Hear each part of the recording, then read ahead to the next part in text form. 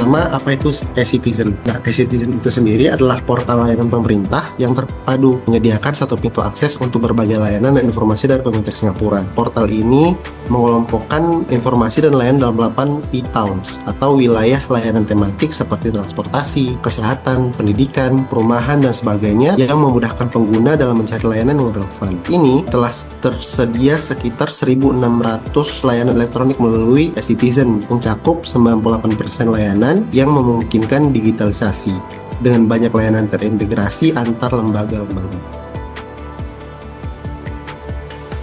Apa dibuat e-Citizen? Latar belakang utamanya mengatasi struktur silo pemerintahan yang menyebabkan sulitnya integrasi layanan antar agensi dan untuk menciptakan lingkungan kolaboratif agar lembaga pemerintah bisa memberikan layanan terpadu dan efisien untuk warga. Membangun e-government yang terdepan, yang memberikan kemudahan, manfaat, dan kenyamanan bagi warga Singapura itu sendiri dalam mengakses layanan pemerintah.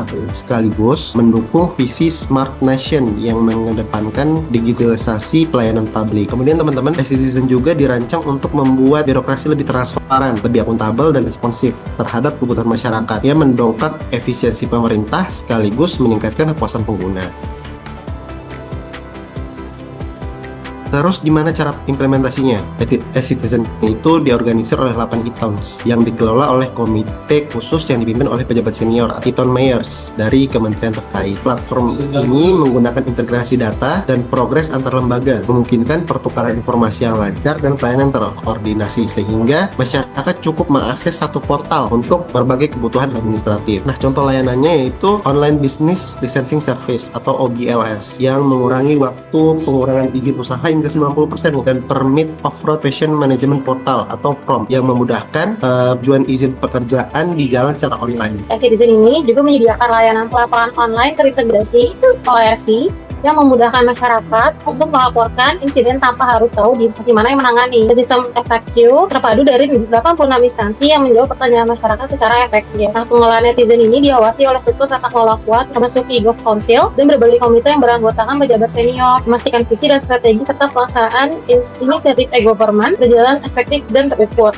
dengan evaluasi rutin menggunakan indikator kinerja kuantitatif dan kualitatif. Portal Citizen ini adalah platform teknologi sekaligus platform organisasi yang mendorong kolaborasi lintas agensi yang diciptakan pada 1999 dengan menerobos batasan birokrasi untuk menghadirkan layanan publik digital yang terpadu, customer centric, dan inovatif. Dengan struktur governance yang kuat dan layanan terintegrasi, e-Citizen adalah fondasi utama transformasi digital pemerintah Singapura dalam mewujudkan yang responsif bagi warga dan pelaku usaha sebagai bagian dari visi Smart Nation. Paling terlihat pada tahun 2002 bahwa 98% dari digitalisasi transformasi digitalisasi Singapura ini sudah selesai, lebih cepat daripada Hong Kong yang saat itu hanya 80%. Lalu, bagaimana dengan Indonesia? Indonesia sebenarnya sudah mulai membangun layanan digital. Beberapa daerah punya aplikasi layanan publik sendiri. Namun, tantangannya, sistem masih terpisah, akses internet tidak merata, dan literasi digital masyarakat beragam. Untuk mewujudkan layanan terpadu ala e-Citizen, Indonesia menghadapi beberapa tantangan besar. Pertama, integrasi data antar instansi. Kedua, keterbatasan infrastruktur digital di banyak daerah. Ketiga, rendahnya literasi digital di sebagian masyarakat. Keempat, kebutuhan regulasi dan keamanan data yang kuat. Dan terakhir, pendanaan serta kesiapan sumber daya manusia. Meski penuh tantangan, peluang adaptasi tetap terbuka luas.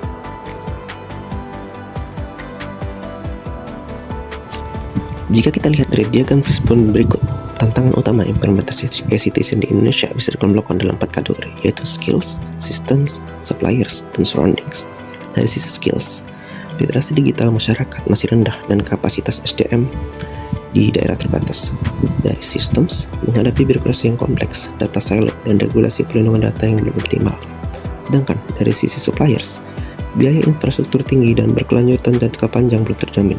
Sedangkan dari surroundings, meliputi akses internet yang belum merata, rendahnya kepercayaan publik, serta perlunya layanan inklusif bagi kita semua.